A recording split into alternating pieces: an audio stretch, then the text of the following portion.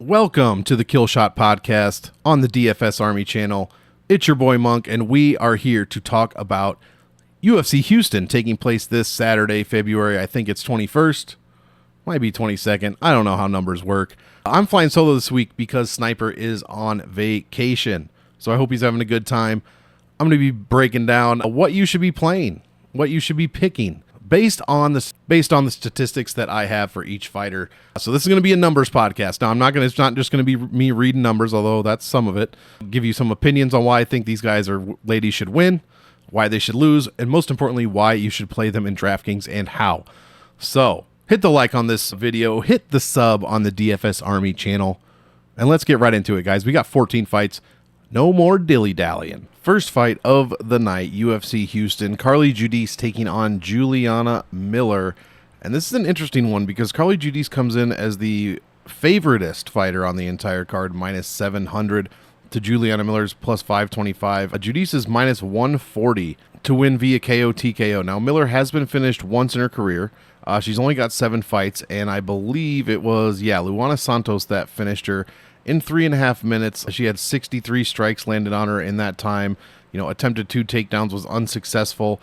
And that's pretty much what's going to happen here, I think, with Carly Judice, who averages almost 11 strikes landed per minute. Now, she eats 8 strikes per minute. Miller lands 2.73, eats almost 4.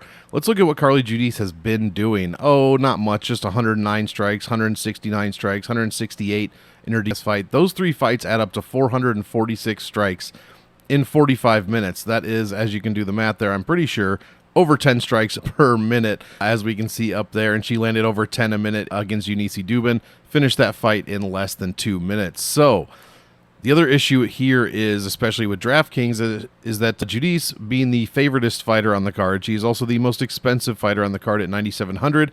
Average value for optimal lineups since 2021, 13.18x, which means Judice would need about 125, 130 points to make the optimal lineup at 9,700. She has never, ever been this expensive before. Where are my salaries? 91 against Cagliari and 93 against Dubin. She was 7,200 against Hernandez. So she's $400 more than her most expensive fight. And while Miller has been finished by Luana Santos in the very first round, that is what Judice is going to require in order to make that optimal lineup here. So as you can see, like I said, 8 strikes per minute allowed. Her defense is piss poor, but so is Juliana Miller, pretty much all around. Judice is pretty kind of one-dimensional, not pretty one-dimensional, but a bit. She has landed takedowns before. She does control 56.5% of the grappling time. Juliana Miller controls 62%, and she attempts and lands more takedowns than Carly Judice. Now, is Miller going to be able to get inside of the 68-inch reach advantage or 2-inch reach advantage of Judice to land those takedowns? I really don't know. Judice has a 78% takedown defense. Let's see who took her down. It was Nicole Cagliari, 1 of 8, and then Gabby Fernandez took her down twice, and Ernesta Carrot Cake took her down once in the DWCS. So, if Judice is going to pay off this salary, she's not only going to have to land a million punches, she's going to have to get a first round, maybe even second round finish. If she gets a knockdown as well, then the second round finish probably could be eligible for optimal lineup contention. Other than that, she's going to need, a million strikes, and she's going to need to land that knockdown, and she's going to have to do it relatively quickly. So I just don't, and she's going to have to avoid the takedowns in the meantime. So she's going to have to keep that volume up, not get taken down by Miller, because the more time she's on her back, the fewer points she can score, because she's not going to be landing punches from the ground. So I'm picking Carly Judice. However, I am sticking with my don't play the most expensive fighter in cash hypothesis this week. So I will not be playing her in cash games. But if you are, or if you're playing her in GPPs, that's totally fine. You just got to bank on the volume, which has totally been there. I mean, we're not second guessing that whatsoever. It's very consistent as far as like 10 strikes a minute. And we got to bank on the fact that Juliana Miller probably isn't very good. So yeah, pick Judice, play Judice in GPPs, but that 9,700 is very expensive, and you're going to need that round 1 finish, probably plus a knockdown to get it done. And she has landed a knockdown before we move on. It was against Nicole Cagliari. She also knocked down Eunice Dubin. So 2 out of the 3 fights, I guess in her 2 wins in the UFC, she has scored knockdown. So we're going to need all that plus the 10 strikes a minute in order to pay off that $9,700. Next fight, Yadier Del Valle taking on Jordan Levitt. Now, Del Valle, if you remember, was involved. His last fight was against Isaac Dulgarian right here. choked him out in 3.5 minutes. That was the fight that kind of got all these, betting issues and throwing fights and all kinds of questions raised up. That was the fight there, Dulgarian and Del Valle. So who knows what's happening with Dulgarian?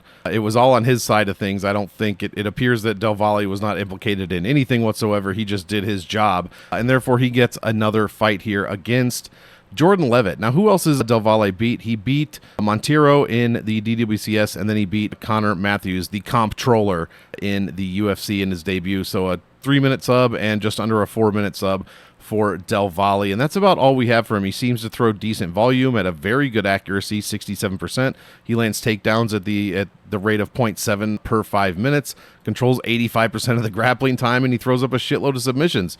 75% takedown defense, a very good striking defense as well, and allows less than 3 strikes a minute. Man, he's shaking out over two fights plus a DWCS fight as a pretty decent little contender here. And now he gets Jordan Levitt. And when I saw this line, which is hugely in favor of Del Valle at minus 380, close to minus 400, I was kind of surprised because in my head, Jordan Levitt, has gotten some decent wins.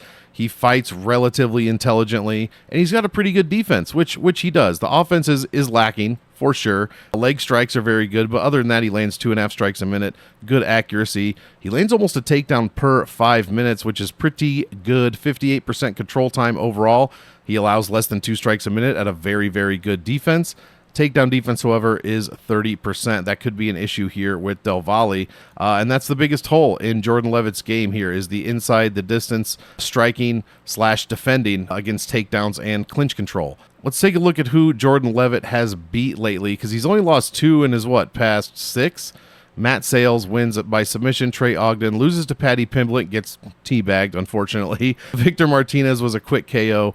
Loses to Chase Hooper in less than 3 minutes via submission, and then subs Kurt Hollabaugh in 2 minutes. This guy has not gone the distance but 1 time in his last 6 fights, twice in his last 7, and twice all time in the UFC.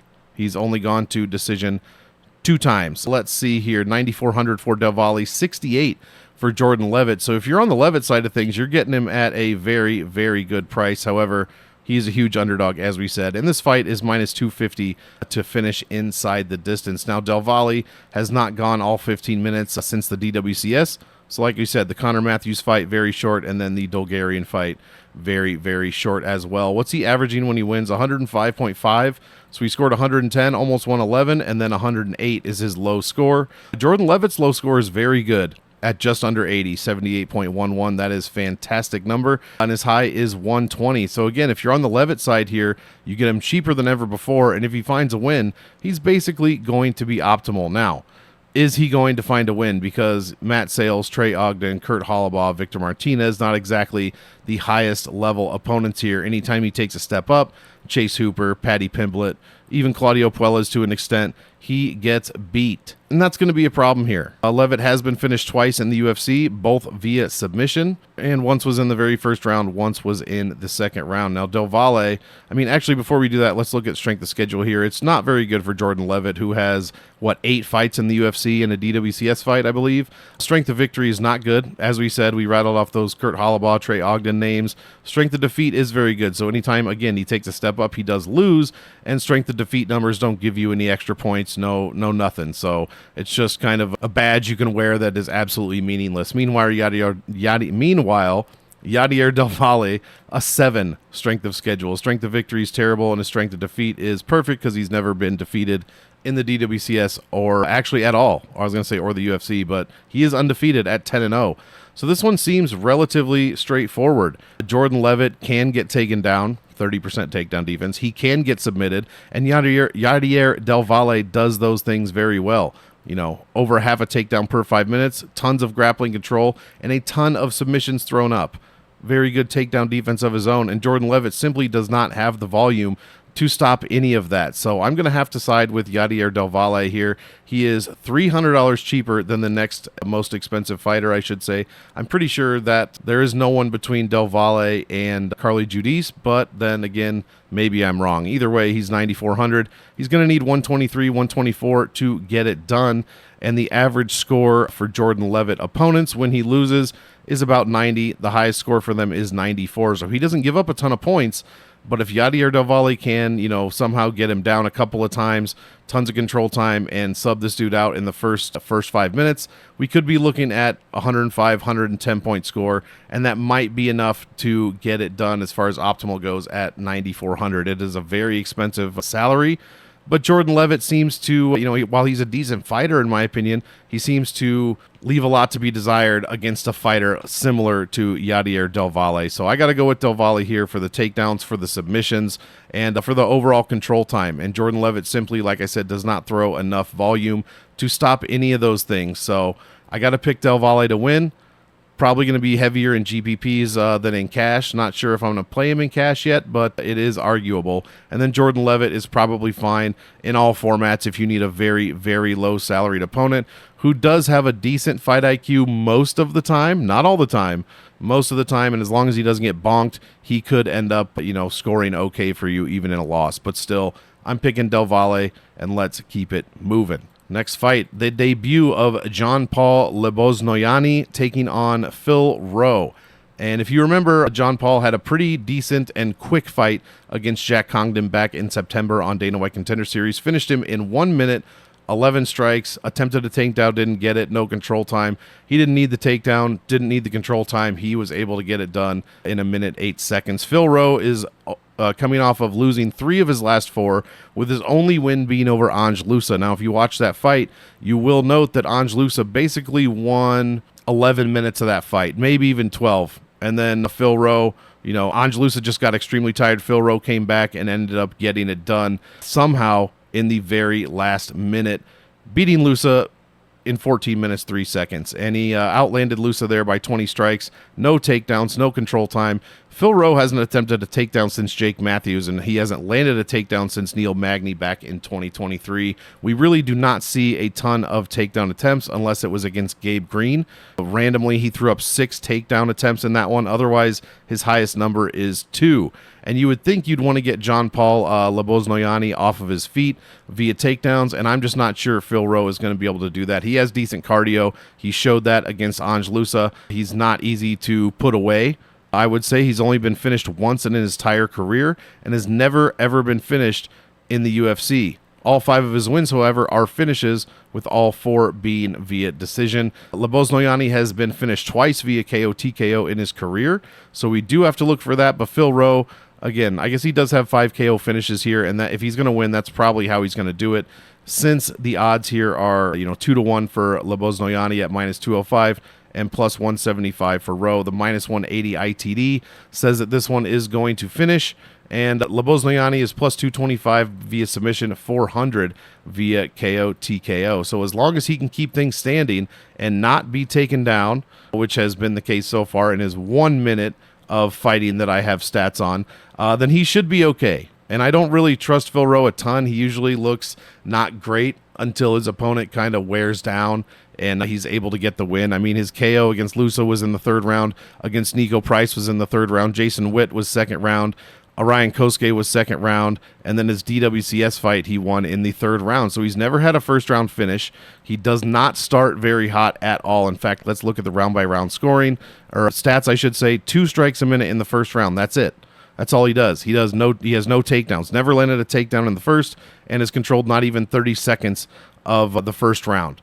He's allowing 4 strikes a minute, a takedown, and control time. Now in round 2, it jumps up to 4.52, and then round 3, his strikes per minute go down just slightly, but stay above 4 at 4.29.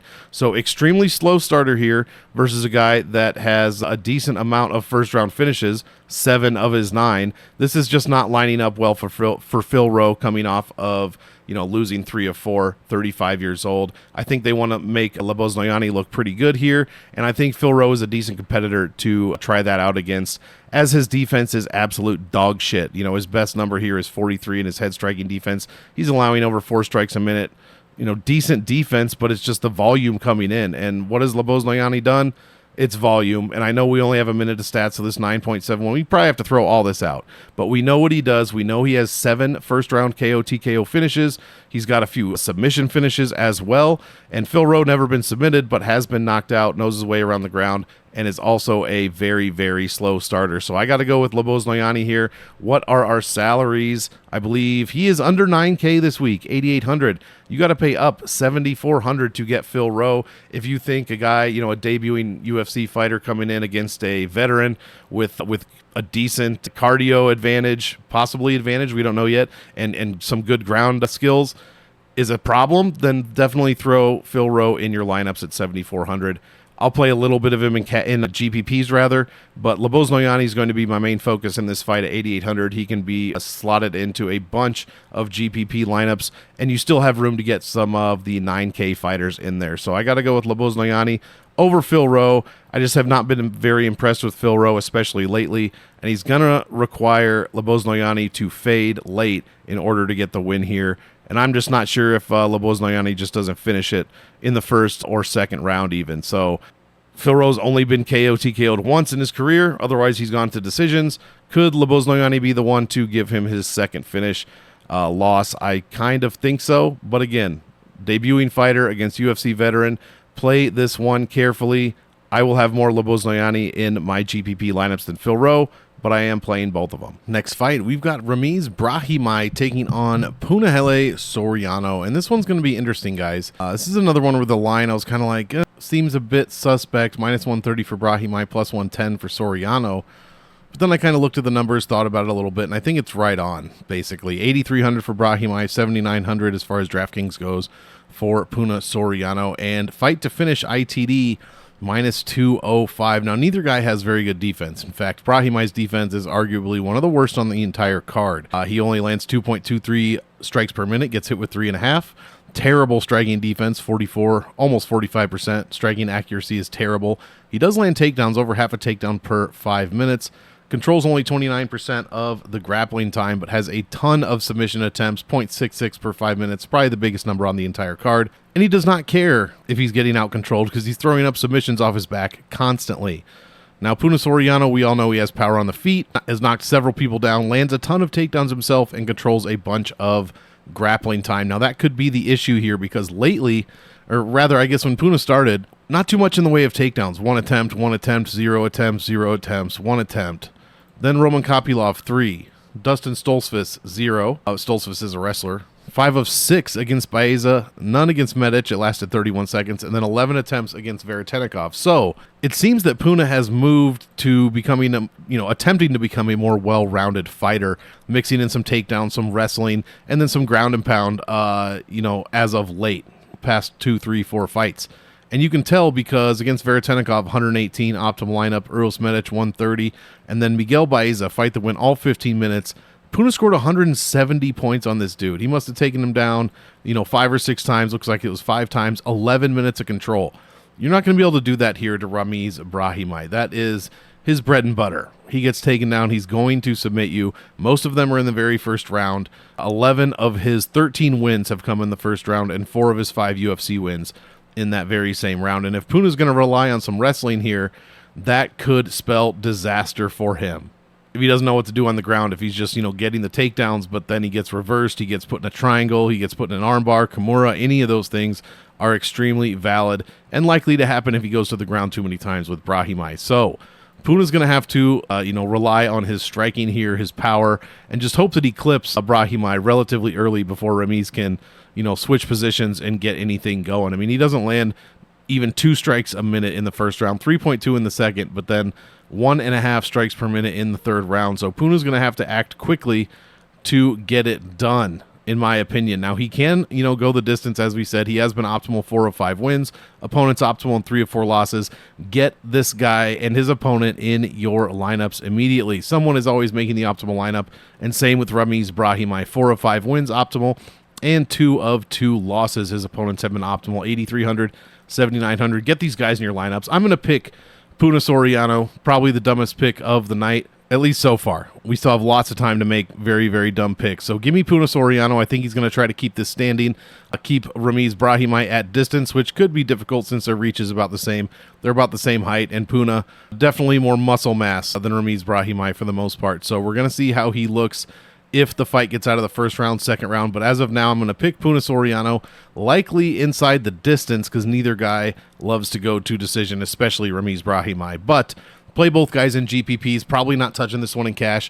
Brahimaj finds a sub, maybe some control time, a couple of takedowns, then he is going to score pretty well for 8,300. And any win for Puna, not any win puts him optimal at 7,900, but a win probably means he landed some takedowns, he's landed some overwhelming striking, and possibly even a knockdown. So either guy is definitely eligible for the optimal lineup in a win, depending on the way they fight. So give me Soriano, but definitely play both these guys in your lineups. Next fight, Jocelyn Edwards taking on Nora Cornole. And I saw this fight and I said, didn't Jocelyn Edwards already fight Nora Cornole?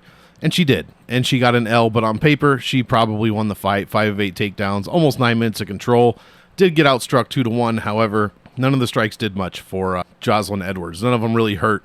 None of the strikes did much for Nora Cornole. None of them really hurt Jocelyn Edwards much at all. She is a minus 300 favorite, which is a far stretch from her minus, 138 that she was against Cornole in the first one. This one is minus 260 to go to decision, and Cornole is only 7K. So if I'm, channeling Sniper, I'm telling you that you need to put Nora Cornole in most of your, she's a lock for cash lineups or something like that. I don't know that I necessarily believe that. I get the sentiment. You need that floor score. But again, if she's going to score 30 points and you do that for somebody else, you got 2 people scoring 55, 60 points. That's not really going to do much for you. You got to kind of bank on that your opponent is going to have 4 to 5 winners and they're going to score decent. At least that's kind of what I try to do. I try to plan around that and build a lineup that could protect me somewhat in case they have 5 or so winners. But Nora Cornole is probably fine to play in cash, probably fine to play in GPPs at 7,000. Just do not expect her to break the bank whether she wins or loses. Her average score is only 86 points. Let's see, she put up 20 in a Carol Hossa loss, 15 minutes. She scored 79 against Cowan, 105 against Melissa Mullins, and that's about it. So we don't really know what she's going to score. Meanwhile, Edwards has been on a roll against Priscilla Cachoeira, 110, 109 against Chandler, 119 against Vidal. Now, the problem here, for the most part, is this strength of schedule. It's pretty good for Cornole, and it is dog shit for Jocelyn Edwards. She has not fought anyone that's any good. She's beat Ramona Pascal, Ji Young Kim, Lucy Pudilova. I don't think any one of these women is still in the UFC. Loses to Cornole in a fight she should have won, and then loses to Aylin Perez after she was taken down 6 of 11 times, controlled for about 4 minutes. Then she beats Vidal, Chandler, and Cachoeira. None of her wins are very good as far as opponent rankings, and Cornole has been in there against some decent opponents. Now, she doesn't really go for a ton of takedowns outside of very good strikers like Jacqueline Cavalcanti. Out of nowhere, she attempts 9 takedowns, lands 1, and loses a very, very close fight. But none against Hossa, none against Haley Cowan, none against Mullins, and none against Jocelyn Edwards. So we shouldn't expect to see a ton of that from Cornole. And she doesn't really land any volume. Less than 3 strikes per minute, very accurate. Only gets hit with 2 strikes a minute.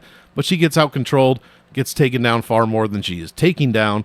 And Jocelyn Edwards has become more and more well-rounded as these fights have come up. Almost 5 strikes a minute, eats only about 3, lands about half a takedown per 5 minutes, controls a decent amount of the grappling time, but not the majority, and she is throwing up submissions. She can get reversed, and Cornole did reverse her a couple of times in that first fight. In fact, 3 times, and that was Jocelyn's big problem. She's got to secure that, kind of tie up that part of her game in order to keep control, or she has to know what to do, let it go, get Cornole back up, and then take her down again.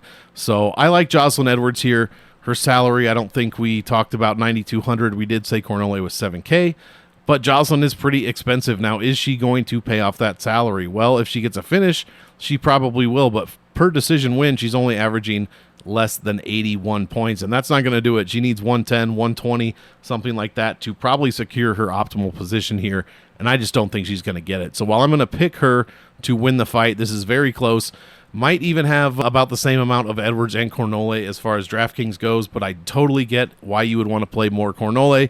She's cheaper, minus 205 or whatever, minus 260 actually, to go to decision. I get the floor justification, and that is perfectly fine to do. So give me Edwards. Hopefully if she gets, a finish here, but Cornole's never been finished, then she's going to score well. If not, Edwards probably won't make the optimal, and Cornole will walk away with 30 points. So get them both in your lineup, especially Cornole in case she wins. Next fight, Alden Correa taking on Luis Gurul. And Gruel's 1-2 in the UFC. His defense is not great. His offense is not great outside of striking. No takedowns hardly. Takedown accuracy is 9%. That is really, really bad. Controls only 31% of the grappling time. Does land 5 strikes a minute, but absorbs 4.53 at a 61% defense, which is very good, meaning his opponents are just teeing off on him, just throwing a million strikes. They're hitting him with 5 per minute almost, and his defense is 61%. So they are throwing a ton of strikes. Meanwhile, Correa only has 1 UFC fight, 4 strikes per minute, only absorbed 1. That fight lasted all of 11 minutes. Looked like he controlled some grappling time, landed some takedowns, but in essence, 10 minutes of fight time is not enough to really, make a good decision based on just that. So we're going to have to wait and see what he does here. But we can try to figure out how many DraftKings lineups to put him in. Minus 265. This fight to go to decision is minus 150. And Gruel is a plus 225 favorite. Now, who did Correa fight? He fought Alessandro Costa, was a 260 underdog, plus 260. Landed 2 takedowns, outstruck Costa like more than 3-1. Controlled him for 3.5 minutes. And reverse position at least once. So he did look very, very well-rounded. And Gruel, he gets his Dana White Contender Series win, but he is 0-2 in the UFC against Ode Osborne and Jesus Aguilar, both of which he was relatively big favorite, minus 230, minus 180. Against Aguilar, attempted 9 takedowns in both those fights, landed only 1. Was out-controlled in the Aguilar fight and was basically just outstruck by everyone else. Osborne knocked him down, and he just has not looked great lately. Now, you only have to pay $7,200 for Gruel, and Correa is $9K. I don't know, man. Gruel has given up, an average of 79 per loss. That is 70.5, and then 88. In what order were those? Let's see. He gave up 88 to Ode Osborne and 70.5 to Aguilar.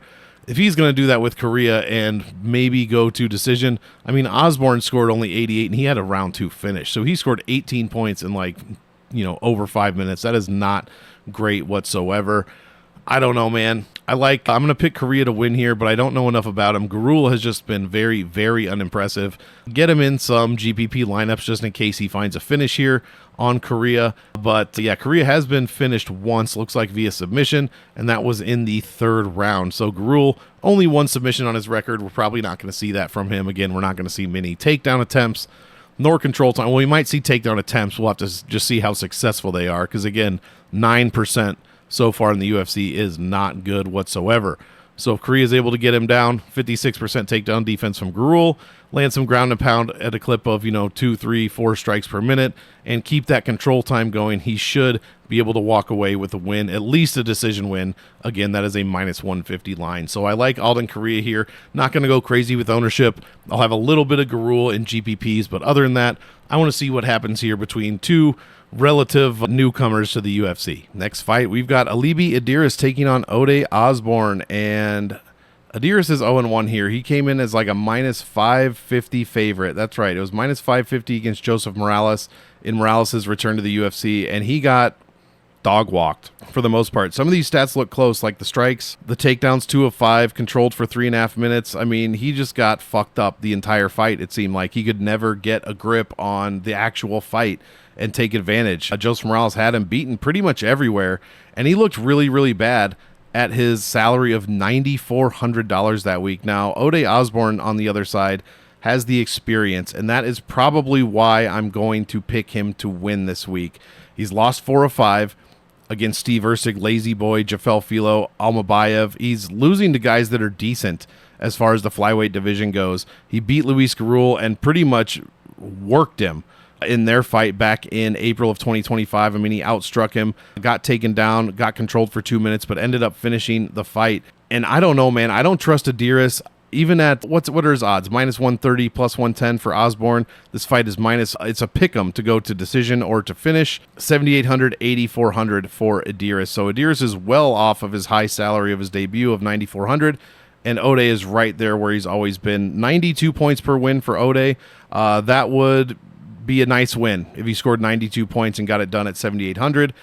I just don't trust Alibi Adiris, man. He looked not great against Joseph Morales, who maybe he just looked fantastic, and maybe he was just the perfect opponent for Adiris. We don't really know yet, but the takedown defense is terrible at 60%. He gets out-controlled 77 to 23%, and he gets outstruck as well. Now, Ode Osborne also gets outstruck He's landing some takedowns, and he's getting out-controlled really, really poorly, just like Adiris is. However, I think it's the experience overall, guys. I just think it is. 6 of Ode's 9 losses, I should say, have been finishes, and he's been finished, if I could speak, in 5 of his 7 UFC losses as well. He's racking up finishes, though. 4 of his 6 wins also finishes, so I get why the fight to finish is a 50-50 proposition here. The bottom line for me is I just don't trust Adiris. I need to see more before I can just put him in some GPP lineups. I'm not touching this fight in cash. That is for certain. But Ode Osbourne, I think it's the experience edge for me, man. This was a tough one for me to pick. But how could you pick Adiris after how poorly he looked in that UFC debut? Less than 3 points a minute. Now Ode is at 2.26, averaging 70 per decision win, 103 per finish win.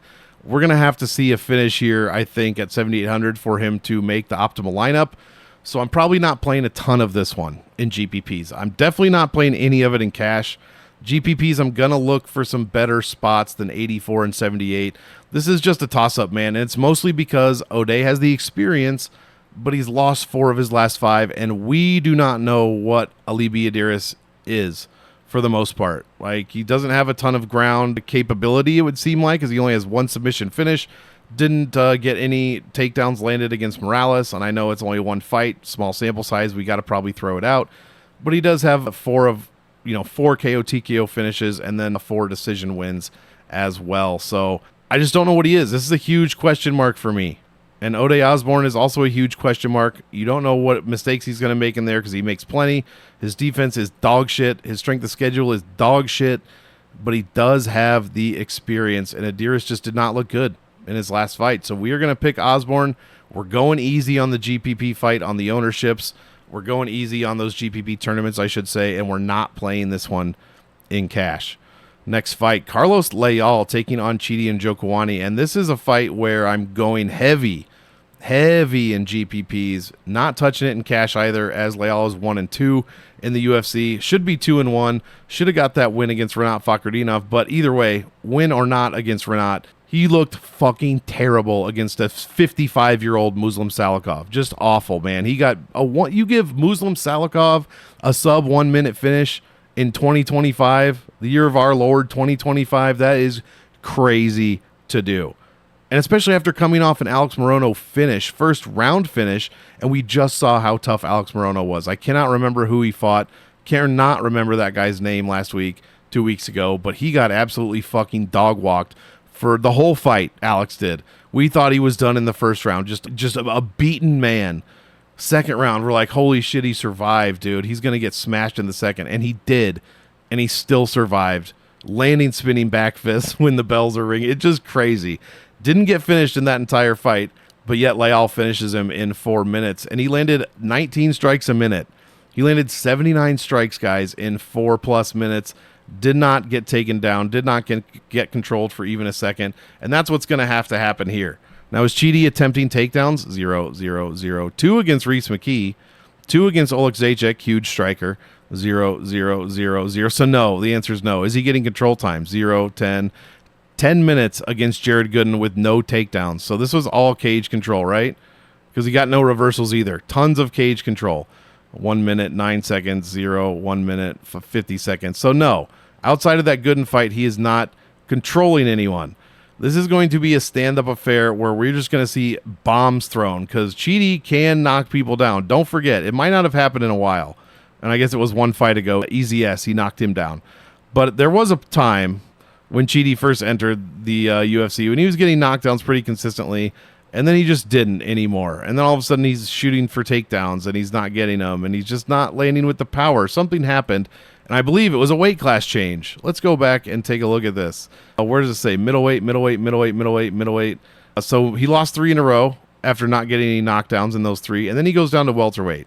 And that's probably what it is, and that's where he's been ever since.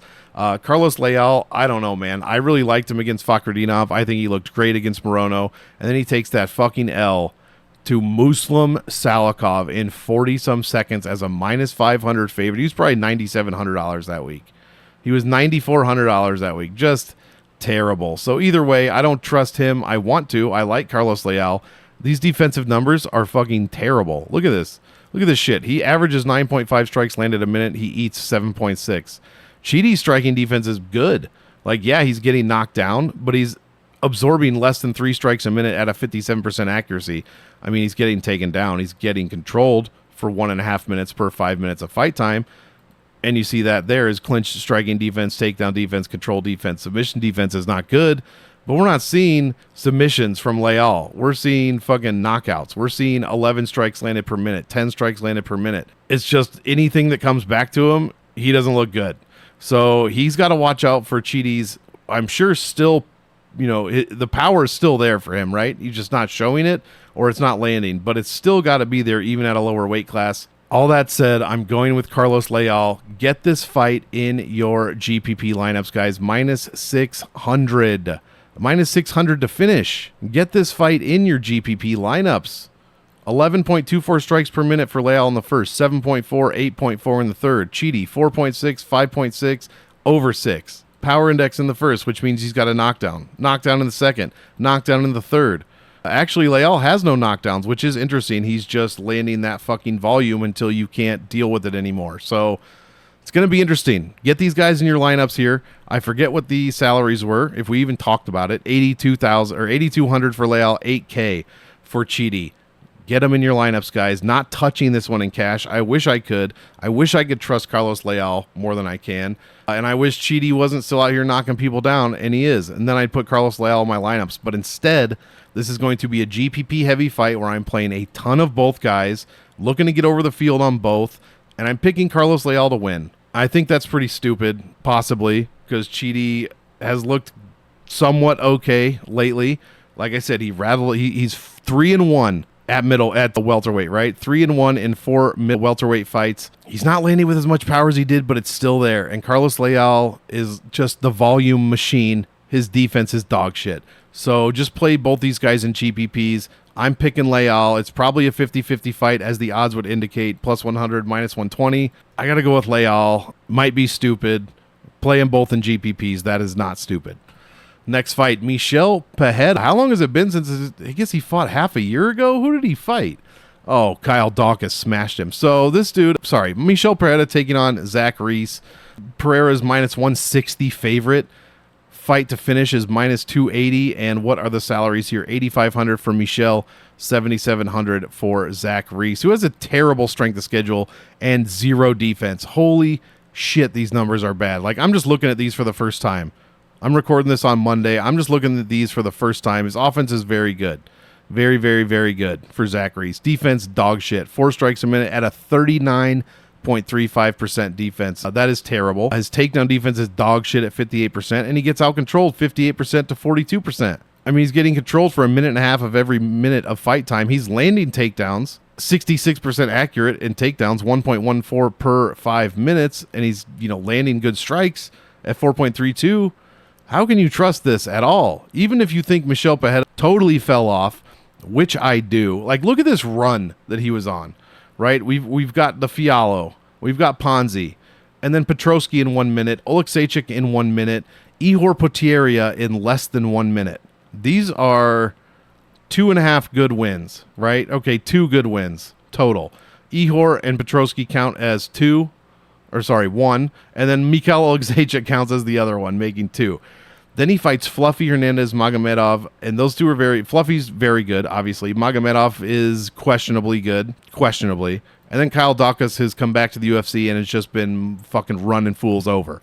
And he loses in the 5th round, in the 3rd round via decision after 3 rounds, and then in 1 minute to Kyle Dawkins, who landed 2 strikes and knocked him out. So I don't know where Michel Pereira is. He's 32 years old. By no means is he washed. He's just not looked good. Now, his offensive numbers have always been good. His defensive numbers, obviously questionable.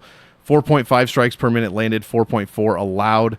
He gets taken down. His defense is at 76% as far as takedowns go, but he doesn't control any of the grappling time. Absolutely none. The striking of Zach Reese statistically is similar to Santiago Ponzinibbio, who Pereira won that decision. Jackson McVeigh apparently is stylistically comparable to Pereira when it comes to striking, and Zach Reese won that one. I don't know, man. I don't see how you can trust Zach Reese. Minus 160 for Pereira. plus 140, and the salaries, we already did that. So 85 and 77. This is a GPP fight here, right? Minus 280 fight ITD. Get both sides in your lineups because defensively, these two guys are fucking terrible. Terrible. Now, I'm going to do something that I haven't done in a long time. I'm going to pick Michel Pereira to win a fight, which, again, have not done that in a long time. Zach Reese loses to Bakoyev, loses to Cody Brundage in 2 minutes. That doesn't age well. Any loss to Cody Brundage does not age well. But since Bakoyev, he's beaten Duško Todorovic barely. In fact, on paper, Duško beat him. 4 of 13 takedowns, 5.5 control time, and landed 35 strikes, while Zach Reese landed 50. 2 of 3 takedowns, didn't control shit. No contest against Cedric Dumas. And then Jackson McVeigh, he subbed him. Was that his first or second fight in the UFC? Zach Reese. So who gives a fuck? Who cares about any of that? Pereira starts slow. 3.68, 0.3 takedowns, 0.19 control time. In each round, those numbers go up. 4.89 and then 5.7.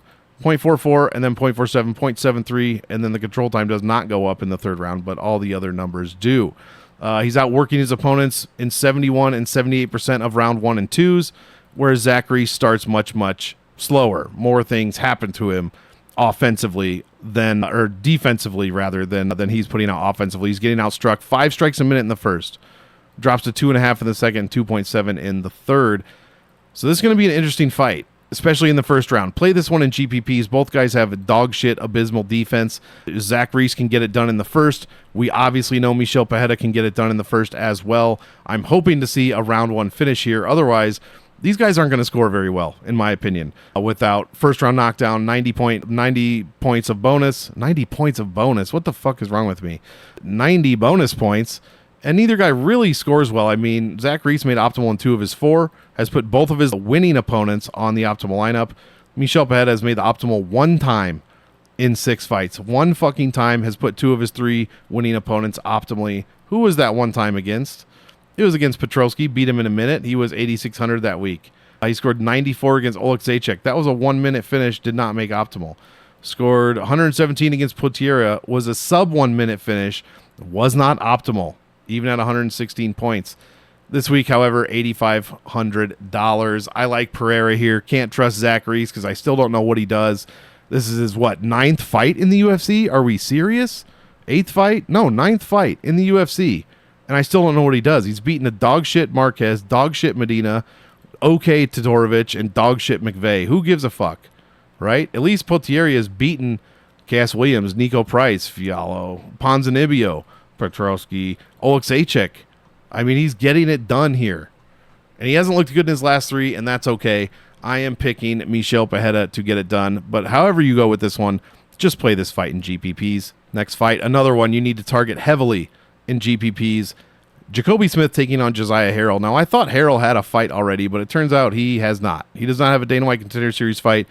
I think he was slated to fight someone, I don't even know when, last year sometime, and it just didn't come to fruition. Jacoby Smith is minus 250. DraftKings salaries here, $9,300 for Smith and $6,900 for Harrell. Now, what do these guys do? Because Harrell is undefeated and Smith is undefeated. What do they do? 8 KO TKOs for Smith. 6 of 11 wins for Harrell have been KO TKOs. 4 submission wins, though, which is stark contrast to Jacoby Smith's 1. So you have to assume Harrell has some kind of takedown defense. Has to assume, even if he doesn't have takedown defense, that he knows his way around the ground at least a little bit. Now, is that really going to matter here with Jacoby Smith? Well, I don't know. He's only got 3 fights so far. I think 1 is a Dana White Contender Series fight. He lands 6.2 strikes a minute at a 67% accuracy. Wow. And 2.5 takedowns per 5 minutes, has controlled 100% of the grappling time. When is this happening? Oh, he landed 7 of 8 takedowns in his Dana White Contender Series fight. Didn't land 1 against Parsons, but that fight took 1 minute. And in 9 minutes against Price, he landed 2 takedowns and controlled 5.5 minutes of that fight. Now, we all thought Nico Price was going to get absolutely fucking wrecked, right? Minus 2,300 favorite for Jacoby Smith. He was like $9,900 that week, and it took him 2 rounds to beat Nico Price, who we just saw get standing KO'd in one round a couple weeks ago. Now, that said, he did still score 114 points, which would put almost anyone optimal, but if you're $9,900, that is not going to do it most weeks. We don't know shit about Josiah Harrell, other than he's undefeated, he's 27 years old, and he has a terrible nickname, Muscle Hamster. Don't fucking argue with me. It's bad. And I won't hear any other takes. But yeah, minus 250 for Smith. He dispatched Nico Price very easily, Preston Parsons, and then looked good in his DWCS fight. Didn't make the optimal, but he is averaging 119 per win. His low is 105, high is 140. We can remove that 140 DWCS fight. So his low is 105, high is 114. We do love to see that. Neither guy's ever been finished. Neither guy's ever lost a fight. Play a little bit of both sides in GPPs. I'm not touching this one in cash. I'm just not going to. Smith is 9,300. That is a far cry from 9,900.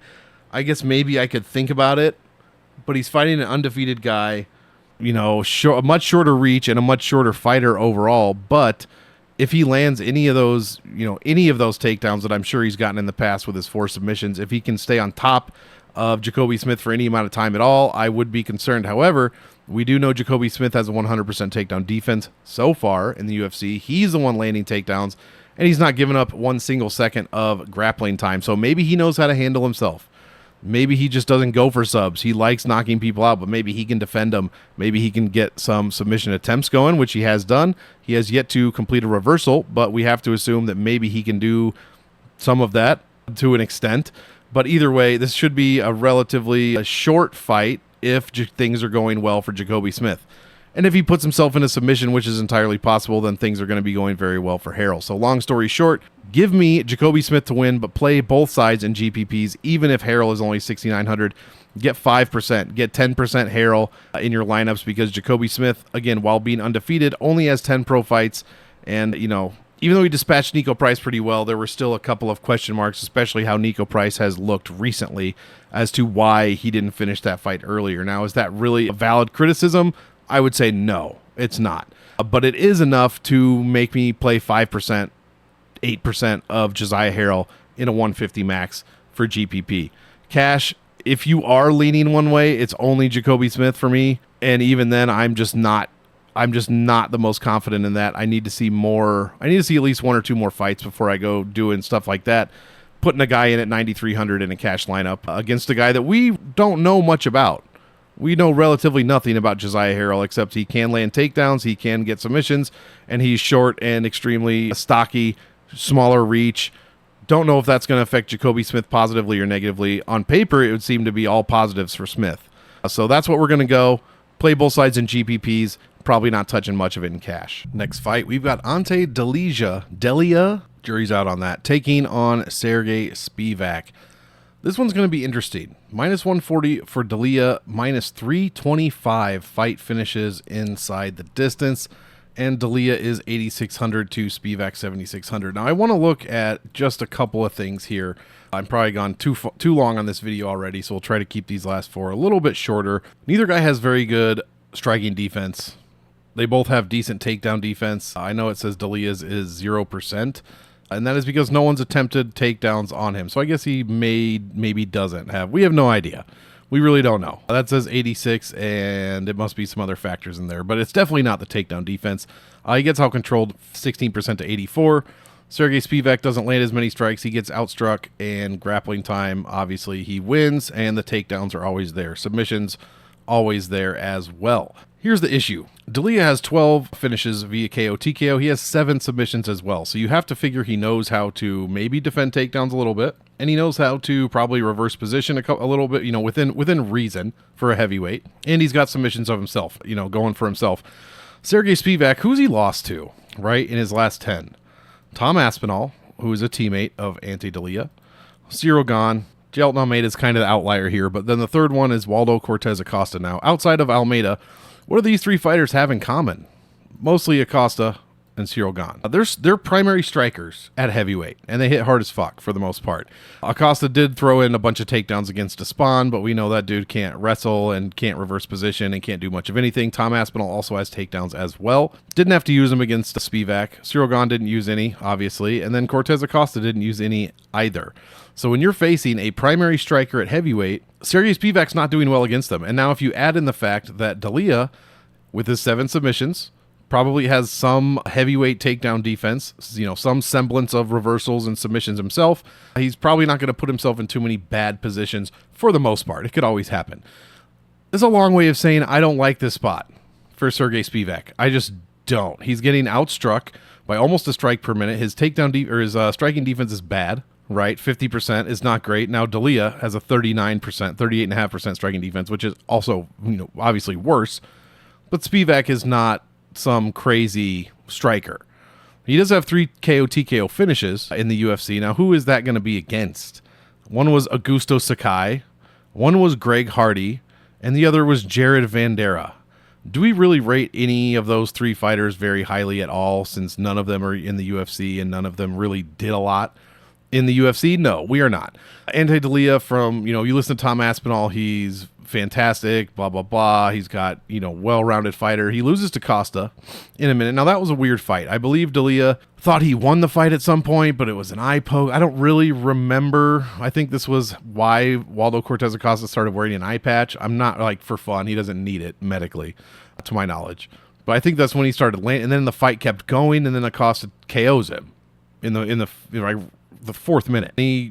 D'Elia ran through Tybura so quickly, it didn't really show us much. I'm worried for Spivak here. At 7,600, I will be playing him in GPPs, but I will also be playing probably more of D'Elia. I just think everything favors D'Elia here, especially how Sergey Spivak fights against primary strikers at heavyweight. He doesn't fare very well for the most part. Now, when he wins, he averages 113. D'Elia scored 105 when he won. It's looking pretty good for the most part. But yeah, if Spivak wins, especially as an underdog, look for him to be somewhat close to the optimal lineup. Both guys score very well. I mean, Spivak's been optimal in 5 of 6 wins. 3 of his 4 opponents have been optimal in his losses. So definitely get Sergey Spivak fights in your lineup, both sides, because you never know what's going to happen. I'm going to pick Ante D'Elia, which is surprising to me, but I just don't like how Sergey Spivak looks when he's fighting this style of fighter. Now, according to styles that we can measure, right, this is something I made up and may or may not be, accurate or hold any water whatsoever. Sergey Spivak has fought someone with the striking of Ante D'Elia, the striking numbers, and that was Tai Tuivasa, and he beat him. Now, Tai Tuivasa is not anywhere on his last 10 fights, so he beat him previous to 2021. Probably in 2020 or earlier, I should say, because that Vandera fight was in February of 21. So it's been a while, as Aaron Lewis would say. But I just don't trust him, man. He gets hit too much. He does not like getting hit. He recoils terribly when he gets hit. And I just don't like that whatsoever. His striking is okay. He's never knocked anyone down. So I got to go with Ante D'Elia here. He's got the subs. He's got the pressure on his feet. And mix that with Sergey's reaction to getting hit and overall how he deals with getting hit. And it's going to be D'Elia, the pick for me. Get both sides in your GPP lineups. Minus 325 to finish. Fantastic. Definitely target this one. Probably not touching this in cash if I can help it. And if I am, it's probably going to be D'Elia, and that would, if he gets subbed or something happens, that's going to be a huge mistake. So I'm going to try to avoid it in cash and just touch it in GPP lineups. Next fight, Melky Costa taking on Dan Ige, and man, oh man, am I a big fan of Melky fucking Costa. Minus 210 for Melky. This fight is minus 215 to go to the judges' scorecards. Melky's 8,900 this week, which is pretty high above his average, right? Has he ever been this high? He was 9K against Steve Garcia, 91 against Austin Lingo, and that is it. He lost the Garcia fight in 6 minutes. But since then, and I said this last time we did the show, the Christian Rodriguez fight is one of the best fights of 2025, and I don't give a fuck what anybody says. This was a fantastic fight. Both sides back and forth, both sides striking, wrestling, reversals, submission attempts, toughness. It was everything you could ask for in a featherweight fight, and I absolutely loved it. And Melky Costa ended up walking away the winner in a very close fight, but I believe that was a stack. I believe both guys made the optimal lineup. They did. Melky scored 103, Christian scored 75, and they both walked away optimal. All that said, Dan Ige, man, he's 34 years old, fan favorite, and I get it. He takes the Diego Lopez fight on 6 minutes notice. All good, right? Hits hard as fuck. Can't wrestle. And that is the problem here, because Melky Costa is averaging 0.64 takedowns per 5 minutes, controls 40% of the grappling time, and throws up a ton of submissions, which is why he can get away with controlling only 40% of the grappling time. 0.4 submissions per 5 minutes, 0.26 reversals per 5 minutes. Now, these things happen to him as well. He gets submissions put on him, and he gets reversed. A lot of this was like the Christian Rodriguez fight, right? And then Dan Ige has some of that, but it's pretty standard. Melky also lands more volume than Ige at a better accuracy. Melky absorbs less shots, fewer shots, I should say, than Dan Ige at about the same defense, 55, 56%. But the takedown defense is bad at 58%, and Dan Ige's is worse at 57%. When's the last time Dan Ige landed a takedown? 1 of 3 against Lerone Murphy, and he lost. 1 of 1 against Damon Jackson. He got the win there. And then 1 of 4 against Josh Emmett. That's just the last 10 fights. And he lost 2 of those. Mobzar took him down 9 times. Landwehr didn't. Bryce Mitchell, 5 of 15. Lerone Murphy, 3 of 5. And then Pitbull, 5 of 9. Now, this fight against Morgan Charrier was amazing. 4 strikes, a knockdown. He didn't have to show off anything, Melky Casa. Beats Julian Erosa, C. Rod in a fight of the year, Andre Fili, Shailon Nurdenbecki. He's gone on this run, right? And round by round, it's looking pretty fucking good, pretty consistent. And each round gets better and better from every aspect. 4.28 strikes, 0.28 takedowns, 1 minute of control time. Round 2, 4.38 strikes, 0.8 takedowns, and 0.85 minutes of control time. Round 3 is his best round. Wins on paper 75% of the round 3s he starts. 4.75 strikes, 1.2 takedowns, and 1.22 minutes of control. He is working his ass off in every single round.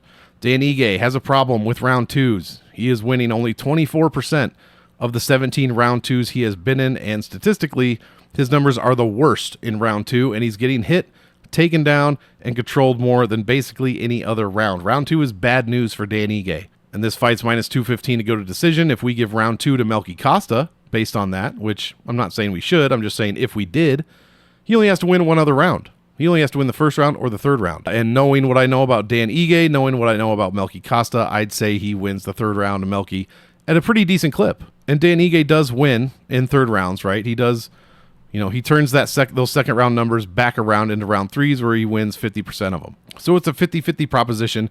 He has lost 3 of his last 4, 4 of his last 6, but he's losing to very good opponents. Good strength of schedule. So is Melky Costa. And the takedown defense, he probably doesn't have to worry about from Dan Ige, who lands 0.3 per 5 minutes. I don't know, man. I really like Melky Costa here. I really, really do. He's showing a lot. He showed a lot since that Rodriguez fight. And the way he smashed Charrier was interesting, considering Charrier goes to decision a lot. But Melky's made optimal 4 of 6. Him and his opponents, someone has made optimal in 7 of 8 fights. 4 of 5 optimals for Ige, 3 of 7 losses. His opponents have been optimal. 8,900 for Melky, 73 for Dan Ige. Now, this is another one where Sniper would probably tell you, minus 215 goes to decision. Fucking Dan fucking Ige, right? At 7,300, you got to play him in cash. You just have to play him in cash. I mean, he scores 30 points per loss. Once he scored 53, once he scored 18. If you're already doing that with one other fighter, I forget who it was that we talked about. Possibly, I don't know. I don't remember who it was. Levitt? No, not Levitt. I don't know. Cornole? I'm not sure. I don't remember. If you're doing that with one other fighter, you don't really want to double that up. You don't want 2 people in your cash lineup with 60 points total, or less, or fewer, I should say. I'm of the mind that if I'm playing cash, and I said this on the show the other week, I understand you're playing for the floor, right? Who has the best floor? But if you do that and say 2 of your fighters lose and their floor is 25 and then they score 25 points, you now have 2 fighters making up 50 points in a 6-man lineup, and that's never good enough to win unless your opponent shits the bed with his lineup. So I don't really like doing this a lot. If I'm going to do it, I'm going to do it one time, and I'm probably not going to do it with Dan Ige against a guy who is a finisher, right? Like, he's been to 3 UFC decisions. He's got 3 finishes there. He's got 16 total finishes out of 25 fights. I know in the UFC they're fewer and far between, but still, it is a possibility. And Dan Ige, never been finished, so I understand why it's minus 215 that goes to decision. However, if he's just getting beat up, say he doesn't get finished, and Melky Costa is just, spends round 2 laying on top of him, dropping ground and pound and attempting submissions, then Dan Ige's, that whole round is gone for him. He's not going to score any points. He's going to end up with 20-some points in a loss. So I understand if you want to play him in cash, that's probably fine, and things could go well for Ige. Maybe Costa makes a mistake. Maybe he gets caught. Who knows? I understand that for sure. So just be careful putting a ton of Dan Ige in your lineup if you're thinking that Melky Costa is going to win just because he's so cheap. That said, I'm picking Melky Costa. I will be playing both sides in GPPs a little bit. I will be heavier on Costa. I just like him better. I think he's all around a better fighter, and I think he's coming into his own right about now at 29 years old. So I'd consider playing maybe in cash lineups, but I have to look to see what I need. He would not be the first one in my cash lineup, but I really like what I've seen from him. Lots of tools in the tool bag, and Dan Ige We know he has problems wrestling. We know he has problems getting up from being taken down. And Melky knows how to expose that. Next fight, we've got Jeff Neal taking on Uros Medic. And this is another one where I almost was like, what the fuck is this line? Minus 180 for Jeff Neal, plus 155 for Medic. Minus 650 fight finishes inside the distance. I got to see how much Jeff Neal salary is. 8,700. Uros Medic is 7,500. This is important because Uros has never put up a bad score. His low score is 89 points, almost 90, and his high is 123. Jeff Neal averages over 100, almost 101 himself. Finish wins is good, 72 in decisions. Uros Medic has never been to a decision. I'm almost positive. That's correct. All 15 of his pro fights have ended via finish. 12 of his 12 wins, obviously finishes, and then all 3 of his losses, mostly in the first round. So he's 9-2 in round ones, 5-2 in the UFC in round ones. And Jeff Neal's not been finished very much. Twice in the UFC. 1 KO, TKO, and 1 submission. The KO was just his last fight. That was the first time he's ever been KO TKO'd in the UFC, and it was Carlos Praches. He was subbed by Shavkat in that third round, I believe. Yep, 14 minutes, 15th minute. Here's the problem. Jeff Neal has dog shit striking defense. Now, so does Uros Medic. Probably across the board, just terrible defense, right? Too many things happen to him. It's not good. But when he's on, and in that first round, as you can see, he outworks his opponents 60% of first rounds. Even the second round, surprising, 67%. He lands a ton of volume, 5.53 strikes per minute, and in the first round, it is 5.82. Round 2 drops off, round 3, and he's had 2 minutes of round 3s, it's 10 strikes a minute. So really, it's round 1 or less than 4 in round 2, and Jeff Neal gets hit a lot. 4.31 in the first, 5.53 in the second, and 6.65 in the third.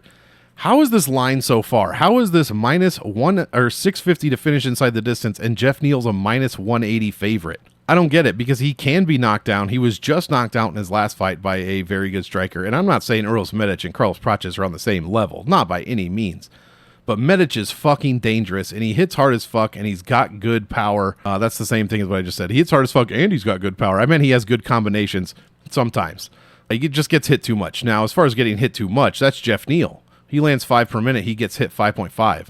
There's no takedowns from Neal. The control time is there, 72%. But again, there's no takedowns. So either he's controlling what little ground time he has, or he's getting clinch control. And according to this, his clinch striking offense is not the best. It's better than average, but just barely. The defense is bad, just all around. We're not going to see any takedowns, so this good takedown defense doesn't matter. This bad takedown defense doesn't matter. Who's going to get the strikes off? If this gets out of the first round, you're going to want to put your money on Jeff Neal, most likely. But in that first round, Medic has got as good a chance as anybody, and he's the one that finished Muslim Salikov in a minute right after Salikov finished Carlos Leal in a minute. So he put that to bed real quick, 41-year-old Muslim Salikov. He won in a minute against Urbina. He lost in 30 seconds. He won in 2 minutes, won in 9 minutes, won in 12 minutes, 8 minutes, 4 minutes, 1 minute, 2 minutes. A lot of these are round 1 finishes, good or bad. And we know he scores very well already. You got to play both sides in GPPs. I'm going to be heavier on Uros Medic. Jeff Neal is a motherfucker. He is a vet. He knows what to do in a lot of situations. What I'm not sure he knows how to do is how to react after he's been KO'd like Carlos Praches. Medic is coming for your life on the feet, right? He is not going to stop until he knocks you down or gets knocked down. And Jeff Neal really isn't a dude that knocks a ton of people down. Now that I said that, his power index does look good. He did knock down RDA. He knocked down Luque twice. I think that was the brain bleed or right around that time. And Mike Perry he knocked down once after he beat him in 90 seconds. So it's not a ton of knockdowns, but he, compared to the strikes landed. So I don't know, man. This is going to be a tough one. And I think, and he's going to be too high owned, so I'm not sure I can take him for a kill shot. But I think I'm going to pick Uros Medic, stupidly. This might be my dumb pick of the week. I just think that in round 1, it's anybody's fight in an Uros Medic fight. And Jeff Neal gets hit too much. He can be knocked down. He can be KO'd. It just happened in his last fight. And both guys' striking defenses are dog shit. Absolute dog shit. They both are fantastic strikers offensively, but defensively they get hit way too much and they get knocked down. And I got to side with Uros Medic here. I just do. I think he's harder to deal with. I don't think he's as straightforward as like Carlos Praches. He's much more torrential. He's much more unpredictable. And while Jeff Neal has fought the abs, and I would get yelled at if I was on a show with Sniper right now. Look who Jeff Neal has fought. And you're not wrong, Sniper. Praches, RDA, Gary, Rachmanov, Stephen Thompson, Luque, Ponzinibbio, Magny. These are guys, Perry. These are guys who have been you know, with the exception of Perry late in recent years, but towards the top of the welterweight division. And now you're picking a guy who has a 49 strength of schedule. He's beaten Salikov, Urbina, Means, Semmels, but this would be the biggest win of his career by far. A loss to Orolbai, loss to Soriano. He's never fought anyone like Jeff Neal for the most part. So this is probably a stupid pick, but I'm picking Uros Medic to win. That said, play both sides in your GPPs. Jeff Neal's 8,700. If he fucking KOs Medic early in the first round, which I don't even know how many of those Jeff Neal has in the UFC, 4 times, 4 of his 9 wins, so that is a good amount, have been round 1 KO TKO finishes. That's 44% of his of his wins are round 1 wins. And Medic has been finished twice in the UFC in the first round. Get both sides in your lineup. I just happen to be picking the underdog. Might look stupid. Could look really smart. Maybe. Next fight. We did it, guys. Main event of the evening. Anthony Hernandez, Fluffy Hernandez, taking on Sean Strickland. And wow, what a fight. We know what Sean Strickland's going to do, right? He doesn't land takedowns. He doesn't control much control time unless he's getting it on the cage. And he lands 6 strikes a minute, gets hit way too much, right? We know he has the striking offense. We know he has a little bit of power, but KOing people is not his forte. He is in it for the long haul. He will go 25 minutes with you, a la Israel Adesanya.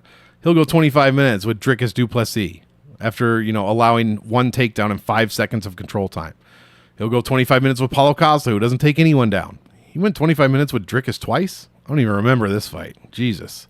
But that's what he does, 25 minutes. 25 minutes, 25 minutes, 25 minutes, 25 minutes. That's what he is doing. He's not landing knockdowns. He didn't land one on Izzy, Abus. That's it in his last 10. So we know what he's going to do. Now, Hernandez doesn't get hit, 2.5 a minute. Not great striking defense. Lands over 2 takedowns per 5 minutes. That's fucking crazy. Controls over almost 3 minutes of every 5 minutes of fight time. Controls 82% of the grappling time he's involved in.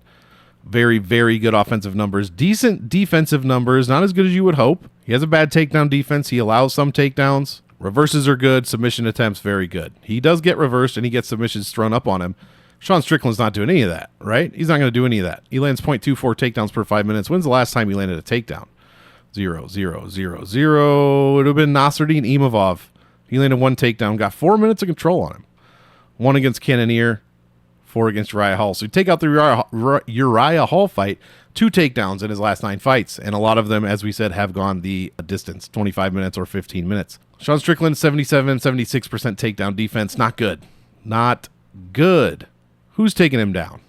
Dricus, Abus. That's about it. No one else is really attempting any. You think Fluffy's going to attempt some? 11 attempts. 8, 29, 14, 15, 14. I mean, fucking hell, guys. This is like 200 attempts in his last 10 fights. He's going to attempt takedowns. He's going to land them on Sean Strickland. And Sean Strickland's not going to be able to reverse positions. Sean Strickland's only chance is landing a knockout blow or something that stuns Hernandez while he's making a stupid mistake by rushing inside too quick or too predictably. And that's not likely. This is not a likely outcome. He's minus 275, fight to go to the distance is 140, minus 140, which is surprising. But Hernandez to win inside the distance is plus 160, and to win by decision is plus 140. And it's plus 235 for the submission. Now we're talking about him getting KO'd by Strickland, plus 535. That is not really, something you can count on. Fluffy has made optimal in 6 of 8 wins. Sean has made it in 3 of 7 wins, opponents in 2 of his 4 losses. 9,100 for Fluffy Hernandez. I want a metric ton of him in my GPP lineups, and I'm probably going to put him in my cash game. I'm picking him to win, if that's not obvious. Sean Strickland, $7,100. I don't see what he's supposed to do here. Look what happened when he fought Dricus. Now, is there an argument to be made to stack this fight? Right? He scored 71 against Dricus in a loss and 51 against Dricus in a loss. He scored 68 against Jared Cannonier in a 25-minute fight. This dude can score points, and he is relatively difficult to finish. It's only happened twice, both by KO TKO. He's never, ever, ever, ever been submitted. Fluffy has 9 subs, 3 KO TKOs in his career. Not one finish in the UFC in the first round. 5 of his finish wins are in the second and third round. 2 of them are in the fourth and fifth round. Now, who's he even fought that's gone 25 minutes? Michel, and then he fought Roman Dolidze. Finished them both late in the fight. That Roman fight was crazy. He dragged him around like a fucking rag doll and almost ripped his head off. I just like Fluffy Hernandez here, man. I think he's much more well-rounded. I think he's hungrier. He's on his way to the title, whereas Sean Strickland has held it. He's felt that before. Obviously, he probably wants it back. But in the back of his head, he knows he's probably not going to get it. It would be pretty surprising even to Sean Strickland if he found out he was going to be the champion again. I think Fluffy Hernandez works this guy. I think it looks a lot similar to the Dolidze fight. But he's probably getting, Strickland's going to land more strikes. Strickland lands 5 strikes a minute, right? 6 strikes a minute. 6 fucking strikes a minute. That's more than Dolidze, but Dolidze just got outworked. He got taken down, controlled for 8 of 17 minutes. And I think that's how it's going to go for Hernandez. Now, we were talking about, can we stack this fight? Sean Strickland ends up scoring very, very well. However, Dricus attempted 2 takedowns in that fight. Dricus landed 6 of 11 in that one, controlled him for only 2 minutes. Now, there's the big difference. Dricus landed 1 takedown control for 5 minutes. Fluffy's landing takedowns and controlling 8 minutes. I know this was over 9, but let's find something where he had 1 or 3. He had controlled, 3 takedowns against Kopylov, controlled him for 4 minutes. 0 takedowns, he still had a minute and 25 control against the black belt Hunter. That was a huge win for him. I just think that if Fluffy's on top and in control position, Sean Strickland is not going to have 62%. He's not going to get up very easily. Maybe he does in the first round, but once that starts adding up, second round, third round, fourth round, he's not going to be getting up as much, which means he's not going to be scoring as many points. He's not going to be just in there, taking punches, but dishing 6 strikes a minute, which adds up to 50 fucking points per 25 minutes, roughly. I don't think he's going to be doing that. I think if he loses this fight and it goes to decision, we're looking at 30 points, right? That's fine if 7,100, but again, same thing with Ige and with whoever we were talking about, Cornoli, I don't remember. But you can't just roster these guys with good floors if they're just simply not going to win. You're going to have to get very lucky to roster 3 guys with high floors, but that are underdogs. You're going to have to get very lucky to get all 3 of those underdog picks correct and for them to therefore pay off their salaries. So I like Hernandez here. You can argue, stack the fight. I personally will not. I don't think Sean Strickland's going to react very well to being held down, getting submissions thrown up against him at a rate of a Fluffy Hernandez. That's the thing. This dude does everything very, very well. And sure, he'll get caught one day. I'm sure. He's been caught. He has a loss. It was Kevin Holland. Lost in 40 seconds. It's going to happen again. But again, Sean Strickland is not a guy that's knocking people out. He is a duration fighter. He wants to go all 25 minutes and wear you down. Hernandez doesn't get caught a lot. He's very good fight IQ. He lands these takedowns consistently. He has very good cardio. He can finish you in any single round. I just don't think that's going to be enough for Sean Strickland to pay off his salary in a loss, unless it goes all 5 rounds. And even then, I'm thinking 30 points, not his usual 50. So stack it if you want. I personally am not going to. I will be playing a shitload of this fight in GPPs, but it's going to be mostly Anthony Hernandez for me. And that's how we're going to play this one. And there you have it. All 14 fights broken down from a DFS perspective right here on the DFS Army channel. Once again, hit the like, hit the sub on the channel, and never miss anything DFS worthy regarding any sport that you might watch, whether it's football, baseball, basketball, NASCAR, Call of Duty. We got everything on DFS Army, guys. So be sure, whatever your thing is, we're talking about that thing. So hit the like, hit the sub, and never miss another video. Before we get out of here, the kill shot. Who are we going to pick for a kill shot? I haven't even looked. I haven't even thought about it. Let's do it live. All right, Miller, Levitt. I like to go with underdog, but, Sniper says kill shot, doesn't matter what their salary is. Anybody can be a kill shot if they are going under owned and you think they present value, which I agree with. However, I'll never let him live down the time he picked Alexia Tainara against Molly McCann at 9,200 as a kill shot. But I get the sentiment. Who are we picking? Not Phil Rowe. Ooh, Soriano. What is this? What is this to finish? Minus 190. He is 7,900. That's a bit too expensive. Nope. Maybe. A little Ode Osborne action. What do we got here? 7,800. Too expensive for me. Njokwani, Reese, Harrell, Spivak. Jesus, fuck. This is going to be tough. Minus 325, but nobody's going to pick Spivak, right? He's 7,600. Ige, I'm not picking. Can you really pick Earl Smedic at a minus 650 ITD? I think Sniper would say no. I really don't know then. I really don't have a clue. Just so this outro isn't a million minutes long, I mean, this fight is minus 1. I'm just going to pick Soriano. I'm going to pick Puna Soriano. His salary is generally too high for what I like to pick. But Osborne I don't want to pick. Spivak is minus 325 to win. That fight, rather, is to finish inside the distance. And then Medic would be the other one I'd pick at 71. But that fight's minus 650 to finish inside the distance. So we'll just go with the minus 190, and I'm going to pick Soriano, man. I don't trust, it's not that I don't trust Brahimaya. I'm wrong about him quite often, but I just like the well-roundedness of Puna Soriano, and we are going to go with Puna this week as a kill shot. That said, guys, I hope you all enjoy your week. Sniper, again, I hope you're having a good week off, and we will be back. I think it's just me again next week for whatever the UFC card is. I don't even remember what it is. Doesn't matter. But I will be back to break down all the fights for that, what you should do for DraftKings, what you shouldn't do, and then you can decide whether you want to fade me or back me as far as putting the fighters in your lineups. All I can do is present information, hopefully intelligently enough to help you make those judgy decisions for yourself. But guys, that is going to do it for Monk, for Sniper, for the entire cast of the DFS Army show. It's been great, and I hope I see you again next week breaking down some more fights. As usual, I want all of you to enjoy the fight, so enjoy, and we will see you in the next one.